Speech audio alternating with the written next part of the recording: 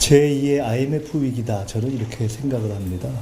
경제가 역성장, 마이너스 성장의 상황이고 생활 물가가 급상승하고 있어서 민생의 고통이 이루 말할 수가 없는 상황입니다.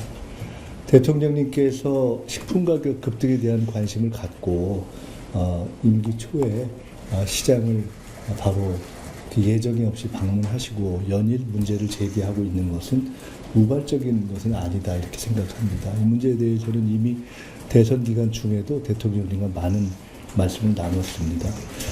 잘 아시다시피 최근에 식품 외식 물가가 상승하는 데에는 기후변화에 따른 원재료의 국제가격, 또 환율 상승, 또 인건비 증가 이렇게 다양한 원인이 있습니다. 업계는 업계대로 원가 부담에 따른 애로가 있을 것이라고 생각을 하고 또 소비자인 국민들 입장에서는 매일매일 이 물가 상승에 주부들은 장바구니를 들고 또 직장인들은 이렇게 점심을 할 때마다 굉장히 고통스러울 것이다 이렇게 느껴서 굉장히 송구스러운 마음을 가지고 있습니다. 그래서 오늘 어떤 언론에서는 이례적이다 이렇게 말씀을 주시기도 했는데 인사청문회를 앞두고 있지만은 취임 전이지만은 정부는 움직여야 되기 때문에 정부의 문제를 제기한다는 차원에서라도 식품 물가를 최우선 관심 사안으로 한번 가져보는 것이 좋겠다 싶어서 각계의 말씀을 듣고 정부의 관심을 환기하는 차원에서 오늘 간담회를 마련했다 하는 취지를 말씀드립니다. 그럼 경청의 자리가 될 것입니다. 식품 물가에는 근데 사실은 굉장히 여러 가지 이슈가 관련돼 있죠. 원재료의 원가를 낮추는 문제만 해도 수입 물가도 있고 국내에서의 대체제를 어떻게 하냐 하는 문제가 있고 유통구조 혁신의 문제도 있고 소비자 측면에서 사실은 외식과 관련해서는 배달비의 합리적 조정 문제도 있고 직장인들 입장에서는 직장인과 산업단지 근로자를 포함해서 구내식당에서의 식사를 어떻게 할 것이냐 하는 문제도 있고 과연 그것을 정부가 지원할 거냐 말 거냐 하는 문제도 있고 그렇게 되면 민간 식당의 소비는 또 어떻게 할 거냐 어떻게 활성화할 거냐 하는 문제도 있고 그리고 이런 데 정책적 관심을 기울이다 보면 사각지대가 생기기 때문에 사각지대는 어떻게 할 거냐 이런 다양한 문제가 있는 것 같습니다. 제가 여당 시절에 김대중 대통령을 모시고 여당 시절에 IMF 비대위의 대변인을 했던 경험이 있고요. 당에서 민주연구원장과 정책위원장을 둘 다 해본 좀 드문 케이스에 속하고 그렇습니다. 그래서 그때 대학생 1,000원의 아침밥과 경로당 주 5일 점심 두 개를 다 제가 입안해서 이렇게 제기해본 경험이 있습니다. 그 생각해 보면은 최근에 제기되고 있는 어떤 문제를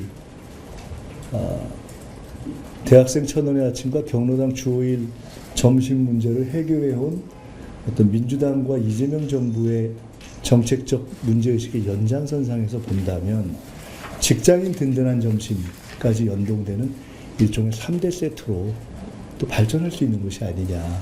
대학생 그리고 어르신 직장인까지 그렇게 해서 품격 있는 어떤 국민들의 삶과 식사를 해결하는 그러한 정책으로 발전해가는 어떤가 하는 생각을 제가 해봤습니다. 정책이라는 것은 결국 문제를 근원적으로 종합적으로 진단하는 것이 첫째고 그다음에 대책을 현실적으로 세워야 그것이 유능한 정부의 정책이라고 생각합니다. 오늘 계기로 해서 이재명 정부의 모든 공직자들이 아직 장관도 임명되지 않은 상황이지만은 다 국민의 공복으로서 이 문제에 대해서 깊은 고민을 시작했으면 좋겠다는 말씀을 드립니다. 사실 최근에 언론에서 제기되고 있는 대표적인 서민 음식인 라면 문제만 해도 사실 생각할 게 많죠. 이게 우리가 과거처럼 기업의 판매가를 가격 규제 형식으로 막 내리누를 수 있는 시대는 지나간 거 아니겠습니까?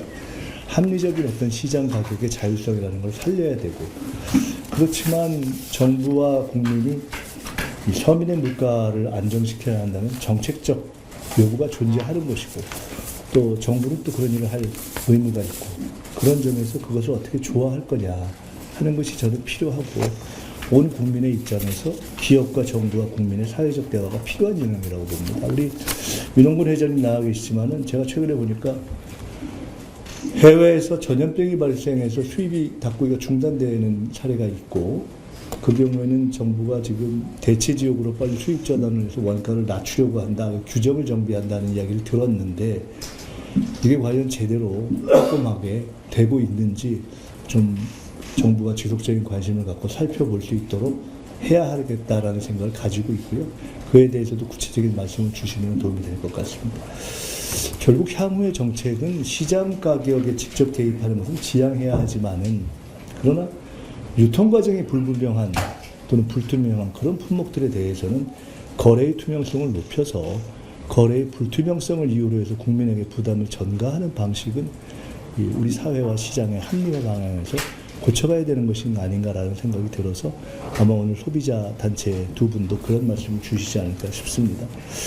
과거의 정책 경험을 보면은 1,000원의 아침밥을 해결할 때도 그렇고 주 5일 경로당 점심을 할 때도 중앙정부와 지방정부, 대학도 이게 다 같이 힘을 합쳐서 비용을 분담했거든요. 그래서 저는 앞으로 발생하는 이런 문제도 중앙정부와 지방정부 그리고 기업을 포함한 제3섹터가 어떻게 협력할 것인가에 대해서도 처음부터 고민을 하는 것이 좋지 않은가라는 생각을 합니다. 사실 1,000원의 아침밥 문제가 진행될 때는요, 각 정당이 서로 자기가 했다고 했습니다. 그래서 제가 그때 그거는 어느 당이 해도 상관없고 국민의힘에서 먼저 하셨다고 주장하면 그건 굉장히 좋은 일이다 이렇게 말씀드렸습니다. 이거는 보수와 진보가 따로 있는 문제가 아니고 바로 지금 우리가 앞에 두고 있는 생활 물가 문제도 이거는 여야도 없고 대선의 승패도 없고 보수 진보가 없는 문제다. 그래서 바로 여야가 협력해서 머리를 맞대고 풀었으면 좋겠다는 생각이 듭니다. 아까 말씀드린 이슈 중에 하나지만 사실 배달 문제도 간단한 문제가 아니죠. 이게 배달 중개 수수료 문제가 크지 않습니까? 저도 가끔 배달로 시켜 먹을 때가 있습니다. 일하다 보면은. 그런데 이제 보니까 윤석열 정부의 자율 규제는 실패했다고 보입니다. 그래서 지금 이미 배달 중개 수수료에 대한 적정선을 어떻게 할 거를 입법을 포함한 고민이 시작되고 있는 것으로 알고 있고, 저희들이 합리성에 대해서 정부도 관심을 갖고 지켜보는 것이 좋고 의회에서 조금 더 적극적이고 선차적인 관심을 기울여 주시면 어떨까 하는 생각을 해보고 있습니다. 사실은 과거에 카드 수수료 상한을 보수 정권에서 시작했습니다. 이런 문제는 김대중 정책이냐 박정희 정책이냐 진보 정책이냐 보수 정책의 문제가 아니라고 보고 바로 그러한 데 있어서의 실용적 접근이 이재명 정부와 이재명 대통령의 생각이 아닐까 봅니다. 농림부가 공공 배달 앱을 지원하는 이제 그러한 그 지원책을 고민하고 있는 걸로 알고 있고 농림부에서도 와주셨는데요. 이제 그런 것이 잘 되면은 사실 소상공인도 좋고 소비자도 좋고 라이더들도 좋은 그런 플랫폼으로 가야 되는 거 아닌가 이런 생각이 듭니다.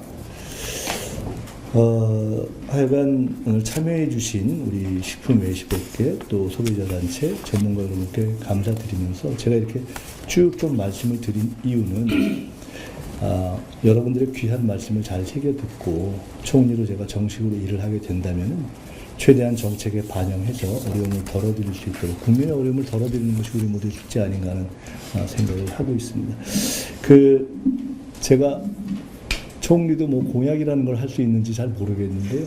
공약이라는 걸 할 수 있다면은 우선 총리가 정식으로 되면은 총리실부터 시작해서 공직자들부터 매주 최소한 1회 이상은 아무리 구내식당이 좋아도 주변 상권에서 점심도 좀 먹고 이런 운동도 좀 하면 어떤가 하는 생각도 들고요. 그렇게 해서 구내식당도 각 기업과 공공기관이 잘 활용할 수 있도록 하고, 그래서 제가 어제 어떤 언론사를 만났더니 그 언론사는 구내식당 무료화를 했더라고요. 제가 그래서 참 좋은 일이다. 근데 그 언론사만 해도 규모가 있는 곳인데 그 규모가 안 되는 곳들은 어떻게 할 거냐에 대한 정책을 찾자 우리가 이런 말씀 드렸습니다. 그래서 규모가 있는 곳, 규모가 적은 곳, 또는 구내식당을 활용하기 어려운 곳, 그리고 어렵게 소상공인 자영업자로서 식당을 운영하고 계신 모든 분들이 우리가 다 윈윈할 수 있는 그러한 방법을 찾았으면 좋겠다 하는 말씀을 드립니다. 끝으로 한 가지만 더, 조금 모든 말씀이 길었지만은 제가 아는 이재명 대통령께서는 형식적으로 일하는 걸 싫어하십니다. 그래서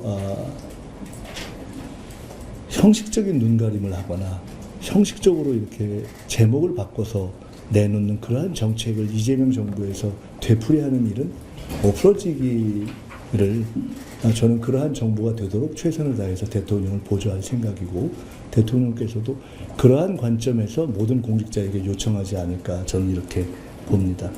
실용적으로 성과를 내서 민생에 기여하는 정부, 그러한 실용 성과 민생 정부가 되는 것이 저는 국민들께서 이재명 대통령을 선택해 주신 것에 화답하고 또 이 어려운 내란을 극복하고 민생을 살려내라라는 국민의 엄중하고 절절한 요청에 답하는 것이 아닌가라는 생각에서 다시 한번 다음 주면은 정부가 인사가 마무리되기 전에 대통령께서는 현재 한국 경제 전체의 틀을 규정할 수도 있는 그 실마리 협상을 시작하기 위해서 이제 G7에 가시는 것으로 알고 있습니다. 바라보고 하는 저희의 마음이 참 무겁습니다. 그래서 대통령께서 관심 갖고 문제 제기하신 것은 대통령은 사실은 대표 공복으로서 국민의 목소리를 대변하신 것이기 때문에 저도 아직 통과되지 않았지만 통과가 되면 바로 일을 시작해야 할 사람으로서 당연히 국민들께서 제기하시고 대통령이 중요하다고 생각하는 문제를 이렇게 관심 갖도록 하는 것이 당연한 저의 책무라고 생각해서 오늘 이 간담회 자리를 마련했다는 말씀을 다시 한번 드리고 양해를 부탁드리고 오늘 언론인 여러분 감사드리고요. 저희들의 고민을 잘 전달해 주시면 좋겠고 오늘 내용은 아까도 말씀하셨지만 잘 정리해서 끝난 뒤에 우리 경제조정실장께서 전달을 해 주실 겁니다. 오늘 이후에도 우선 인사청문회가 끝날 때까지라도 인사청문회 문제에서 제기되는 것들은 제가 충실히 답하면서 가장 중요한 물가 문제를 중심으로 해서 우선 더 깊게 더 넓게 파고 들어가는 그런 노력을 해볼까 합니다. 감사합니다. 예, 고맙습니다.